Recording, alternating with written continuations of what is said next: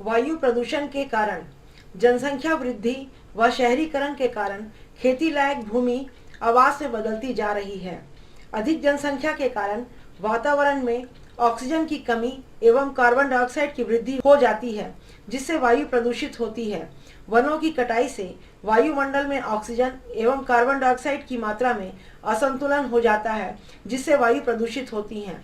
कार्बनिक पदार्थों के सड़ने एवं विघटन से अत्यंत ही जहरीली एवं दुर्गंध युक्त गैसें निकलती हैं, जिससे बैक्टीरिया, विषाणु या अन्य प्रकार के रोगाणु पनपते हैं तथा रोगों को फैलाने का कार्य करते हैं।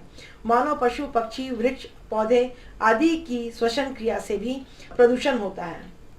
यातायात बढ़ने से वाहन से अधिक धुआं निकलता है, जो वातावरण में उपस्थित वायु के साथ मिलकर उसे प्रदूषित कर देती है, जो मनुष्य के शरीर में प्रवेश कर दिमाग, गुर्दे एवं रक्त संचार को प्रभावित करता है। औद्योगिक संस्थानों से कई प्रकार की जहरीली गैसें निकलती हैं, जो वायुमंडल में एकत्रित होती जाती हैं और वर्षा के दिनों में वर्षा की बूंद के साथ जल में मिश्रित होकर धरती पर गिरती हैं, जिसे अम्लीय वर्षा कहते हैं।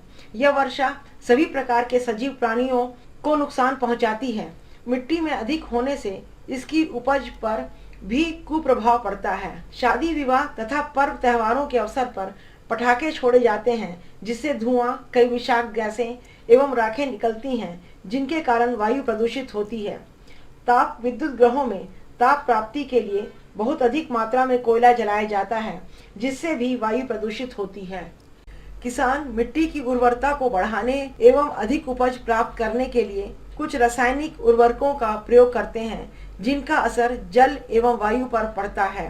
कीटनाशक दवाइयों के प्रयोग से भी वायु प्रदूषण निरंतर बढ़ रहा है।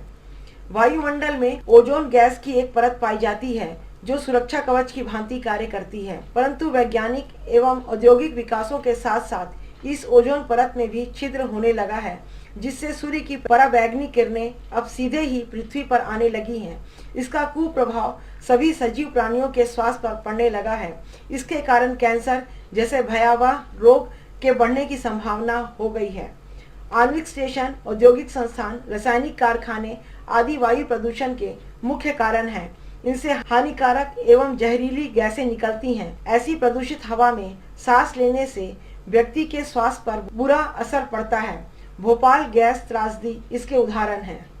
परमाणु बमों के निर्माण में रेडियो एक्टिव समस्थानिक तत्वों का प्रयोग होता है।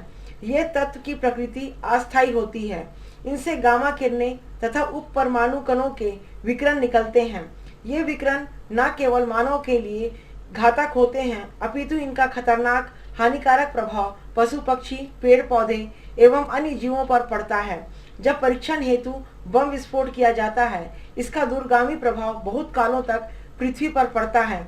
इसका सबसे बड़ा उदाहरण है अमेरिका द्वारा जापान के हिरोशिमा तथा नागासाकी शहरों पर बम विस्फोट किया जाना। वहां बम विस्फोट का दुष्प्रभाव आज भी देखने को मिलता है। मध्य निर्माण शालाओं तथा चर्म शोधनशालाओं के आसपास के क्षेत्रों से अत्यंत ही दुर्गंध युक्त हानिकारक गैसें निकलती हैं, जो वायु प्रदूषण का कारण बनती हैं। सार्वजनिक मूत्रालयों तथा शौचालयों में सफाई की पर्याप्त व्यवस्था न होने से भी वायु प्रदूषित होती है। विलायकों का प्रयोग स्प्रे, पेंट, फर्नीचर, पॉलिश आदि में तथा रासायनिक प्रयोगशालाओं में विलायकों का उपयोग विभिन्न किस्म के पदार्थों को बनाने में किया जाता है।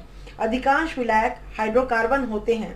जब स्प्रे, पेंटिंग अथवा पॉलिश किया जाता है, तब यह पदार्थों तथा सूक्ष्म कणों तथा वाष्प के रूप में वायुमंडल में मिल जाते हैं, जो वायु प्रदूषण के कारण बनते हैं।